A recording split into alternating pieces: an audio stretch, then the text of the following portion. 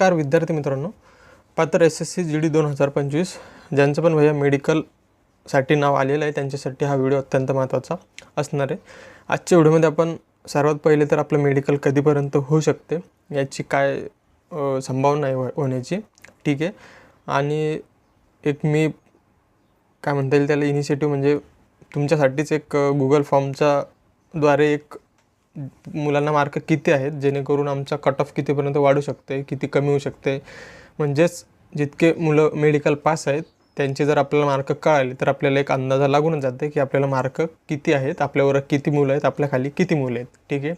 कारण की आता मेडिकलमध्ये जास्त मुलं तर काही एवढे फेल होत नसते, मेडिकलमध्ये फेल होण्याचा रेशो खूप कमी असतो, ठीक आहे। त्याच्यामुळे जर आपल्याला मुलांचे मार्क्स कळले तर एक फायनल कट ऑफचा एक निश्चित अंदाज येऊन जाणार आहे, ठीक आहे। मी माझं जे टेलिग्राम चॅनल आहे त्यावरती लिंक टाकली होती कशाची, गुगल फॉर्मची, त्यावर बऱ्याचशा मुलांनी गुगल फॉर्म भरला आहे, त्याचा मी रिझल्ट दाखवतोच तुम्हाला। आणि आजचा व्हिडिओ हा बनवण्याचं एक हे पण आहे कारण की तो गुगल फॉर्म जितके मुलं जास्त भरतील तेवढाच तुमचा फायदा होणार आहे, कारण की आता गुगल फॉर्म किती भरला ते सर्व सांगतोच मी पुढं, ठीक आहे। आणि सगळ्यात शेवट म्हणजे आपला फायनल कट ऑफच्या याच्या आधी पण व्हिडिओ बनवला होता मी, त्यामध्ये सर्व गोष्टी व्यवस्थित क्लिअर सांगितल्या होत्या, ठीक आहे। आज एक आपण डिस्कशन करूच यावर की फायनल कट ऑफ काय जाऊ शकते।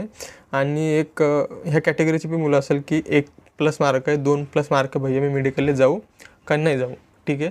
तर या सर्व गोष्टी आपण आजच्या व्हिडिओमध्ये पाहणार आहे, त्याच्यामुळे व्हिडिओ अत्यंत महत्त्वाचा राहणार आहे, ठीक आहे। चला तर व्हिडिओला सुरुवात करूया। तर सर्वात आधी तुमचा जो मेन डाऊट असणार आहे आता की मेडिकल कधीपर्यंत आमचं होणार आहे, ठीक आहे। आता चालू आहे आपला ऑक्टोबर, दिवाळी आली आसपास, ठीक आहे। तर तुमचं जे एक आधी नोटीस आलं होतं, नोटीस काही दाखवत नाही आता, त्यात सांगितलेलं होतं की नोव्हेंबरच्या फर्स्ट वीकमध्ये तुमचं जास्त चान्सेस आहे मेडिकल होण्याची, ठीक आहे। परंतु मेडिकलसाठी तुम्हाला माहीतच आहे की मेडिकल तुमचं होते फोर्स, आपले BSFमध्ये CRPFमध्ये सर्व फोर्समध्ये होत असते मेडिकल। परंतु जे इलेक्शन आहे म्हणजे आता बरेचसे यूट्यूबर ते पण म्हणत आहे आणि मी पण हे पाहिलं आहे की डेट कधी आहे बिहार इलेक्शनची, तर त्या जे इलेक्शन असते ना म्हणजे त्यामुळे त्यामध्ये आपलं जे फोर्स असते पॅरामिलिटरी फोर्स त्याचे एवढी स्ट्रेंथ त्या इलेक्शनमध्ये लागून जाते की तर त्यामुळे एक परिणाम पाहायला भेटू शकतो तुमच्या मेडिकल डेटवर, कारण की जास्त जी मॅनपॉवर असेल फोर्सची ती इलेक्शनमध्ये गुंतलेली असेल, त्याच्यामुळे तुमचं जे हे काय बोलतं त्याला मेडिकल ते इलेक्शन झाल्यावरतीच होण्याचे जास्त चान्सेस। इलेक्शन काहीतरी 6 ते 11पर्यंत इलेक्शन आहे, 14ला काहीतरी त्याचा रिझल्ट असेल आणि त्याच्यानंतरच तुमचे जास्तीत जास्त चान्सेस बनू शकतात। आणि तुमचं मेडिकल होण्याच्या आधी हॉल तिकीट येणार आहे, हॉल तिकीट जे पण मेडिकलसाठी क्वालिफाय झालेले असेल त्याचं हॉल तिकीट येणार आहे। त्याच्यानंतर तुमचं 10 ते 15 दिवसांनी मेडिकल असणार आहे, 10 ते 15 दिवसाआधी तुम्हाला ते हॉल तिकीट देणार आहे बाकायदा। आणि तुमचं मेडिकल कोणत्या सिटीमध्ये होणार आहे काय आहे, आपलं जास्त चान्सेस आपले पुण्यामध्ये होण्याचे, पुणे तळेगावचं सेंटर तिथं, आणि ते त्याचे एवढं काही आयडिया नाही मिळेल पण जास्त चान्सेस मला वाटू राहिलं पुण्याचे, ठीक आहे। बरं ते असो, ते नंतरची गोष्ट आहे। तर तुमचं मेडिकल कधीपर्यंत होऊ शकते मग, ठीक आहे।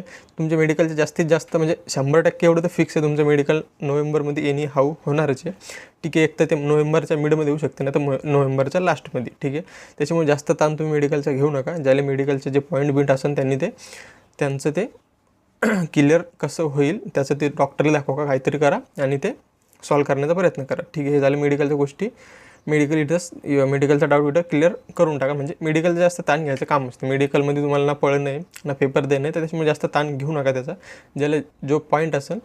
आणि असं जास्त पॉईंट ते घाबरल्यानेच येते, जास्त घाबरू नका, ज्याचं बॉडी नॉर्मल आहे, म्हणजे ज्याची बॉडी आपली नॉर्मल, एक मिनटं,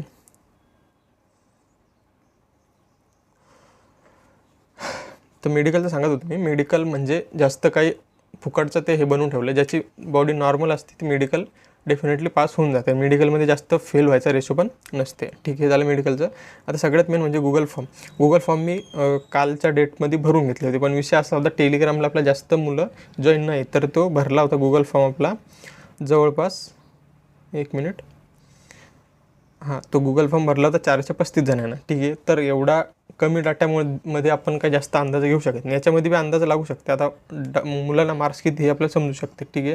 तर तर आपला जो गुगल फॉर्म होता मी त्याला व्यवस्थित अरेंज करणार आहे, कॅटेगरी वाईज, तुमचे मार्क्स वाईज सर्व गोष्टी, म्हणजे तुमचं म्हणजे फायनल मेरिटचा एक अंदाज येऊनच जाणार आपलं, पण तो केव्हा येईल जेव्हा जास्त मुलं फॉर्म भरणार आहे. आपल्याकडं एवढी मुलं कशासाठी पास आहे आपल्या मेडिकलसाठी. OBCचे 1160 म्हणजे जे व्हॅकन्सी असेल त्याच्या 2 गुणा मुलं मेडिकलसाठी आपले क्वालिफाय केलेले आहेत. ठीक आहे, तर जितके जास्तीत जास्त मुलं फॉर्म भरतील, आता जेवढे मेडिकलसाठी क्वालिफाय तेवढे 100% फॉर्म भरणार नाही, हे मी पण समजू शकतो, तुम्ही पण समजू शकता. कारण की बरेचसे मुलं +1 +2 काही मुलं पॉईंटनं पण असतात, त्याच्यामुळे ते मुलं इंटरेस्ट ठेवतच नाही ज्यात फॉर्म भरीन मी, असं करीन तसं करीन. त्याच्यामुळे जे पोरं फॉर्म भरू राहिले ते कुठून कुठं त्याचे जास्त हाय चान्सेस आहे की ते मेरिटवालेच पोरं असणार आहे. ठीक आहे, त्याच्यामुळं आपल्याला जास्त म्हणजे तुम्ही पकडून झाला जेवढे मेडिकल पाहिजे तेवढ्या नाही भरलं चालेल, पण जेवढे आपल्या जागा आहेत, म्हणजेच जर आपण जागा बघितल्या OBCच्या 580 जागा आहे.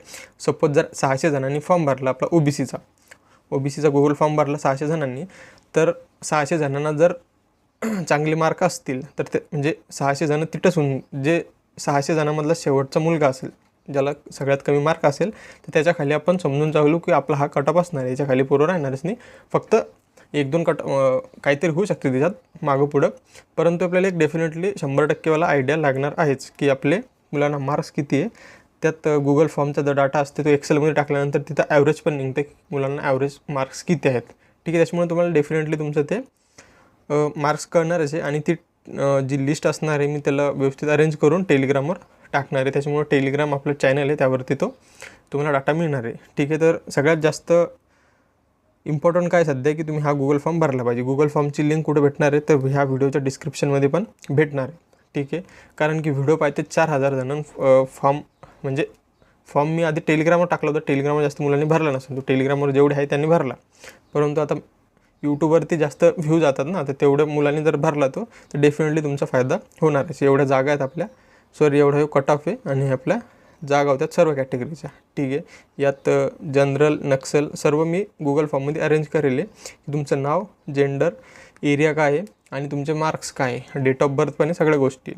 ठीक आहे, तर हा गुगल फॉर्म तुम्ही नक्की भरायचा आहे ज्यांना पॉसिबल होत असेल त्यांसाठी. ठीक आहे, आता बघून घ्या 1-2 डाटा याच्यातला कसा होता तो. 1 मिनिट. हां, URचा जो आपल्याकडे टॉपर होता तो 138 मार्क होते काहीतरी त्याला, त्र्यंबक, आणि त्यानंतर राहुल हेगडे 134 मार्क. मुलांना मार्क्स पण आहेत चांगले. आता हे जे जास्त मार्क्सवाले ते डेफिनेटली CISF भेटणारच आहे त्याला. हे झालं UR. त्यानंतर OBCचे सगळ्यात जास्त मार्क आहे आपलं, हे बघू शकता तुम्ही इथं, हे सर्वात खाली आहे. UR नंतर OBC स्टार्ट होते. OBCचे सगळ्यात जास्त मार्क 144 भैयाला कोणी, दिनेश माने, नंतर हर्ष माळी, OBC 136 मार्क. हे डेफिनेटली CISFवाले पोरं आहेत भैया. ठीक आहे, तर हे असा तुमचा डाटा असणार आहे. मी याचं आता फायनल PDF नाही बनवली, कारण की जेवढे जास्त मुलं फॉर्म भरतील अजून एक्सपेक्ट करत आहे मी 1001पर्यंत जर तो आकडा गेला तर डेफिनेटली आपल्याला एक अंदाजा मिळणार आहे. त्याच्यामुळं पुढील 2 दिवसात मी तो डाटा अरेंज करून टाकणार आहे. आता तुमचं एकच काम बनते की हा व्हिडिओच्या डिस्क्रिप्शनमध्ये गुगल फॉर्मचा डाटा आहे, गुगल फॉर्मची लिंक आहे, ती लिंकवर क्लिक करा. तुमच्या पुढं असं इंटरफेअर खुलणार आहे. जास्त काही कॉम्प्लिकेटेड गोष्ट नाही ती, फक्त क्लिक करायचं त्या लिंकवर, एवढं तुम्ही करू शकता. आणि त्याच्यानंतर फक्त तुमचं नाव टाकायचं, जेंडर, एरिया, आणि डायरेक्ट तुमच्या मार्कांविषयी सॉल्व्ह होऊ राहिला. ठीक आहे, हे झालं तुमचं गुगल फॉर्मचं. आता एक बराचसा आपला काय म्हणता येईल त्याला ग्रुप, बराचसे मुलं आहेत त्यांना +1 मार्क, +2, +3 म्हणा, पॉईंटवर म्हणा. तर तुम्हाला तर समजलं असेल की +1 +2चे चान्सेस नाहीचे सपोज, म्हणजे फायनल मेरिटमध्ये येण्याचे त्यांचे चान्सेस तर नाहीचे वाटत आहे. ठीक आहे, तर मेडिकलला जाऊ का नाही जाऊ हे तुमच्या मनात डेफिनेटली डाऊट असणार आहे.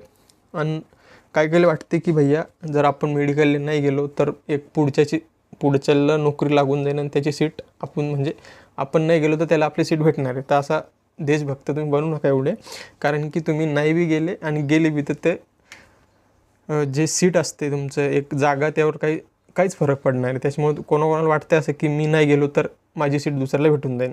तुम्ही नाही बी गेले, 1 +1 +2, पण ज्याला +4 वाला पोरग आहे त्याला काटायसाठी तुम्हाला सगळ्यात आधी तर तुम्हाला काय म्हणता येईल त्याला याच्यातून बाहेर काढावं लागेल कट ऑफमध्ये. ठीक आहे, त्याच्यामुळे तुम्ही हा विचार कधीच करू नका की आपण +1 आहे, +2, +3 आहे, तर मी नाही गेलो तर एखाद्याला माझी सीट भेटून देईन, असा विषय नसतेच. आणि राहिला प्रश्न तुमचा, तर तुम्ही जर गेले तर विषय काय होणार आहे की एक माणसाला कॉन्फिडन्स येऊन जाते. आता यानं ही भरती सोडली तर पुढची भरती तर आहेच नाही, तिची तुम्ही तयारी करूच राहिले.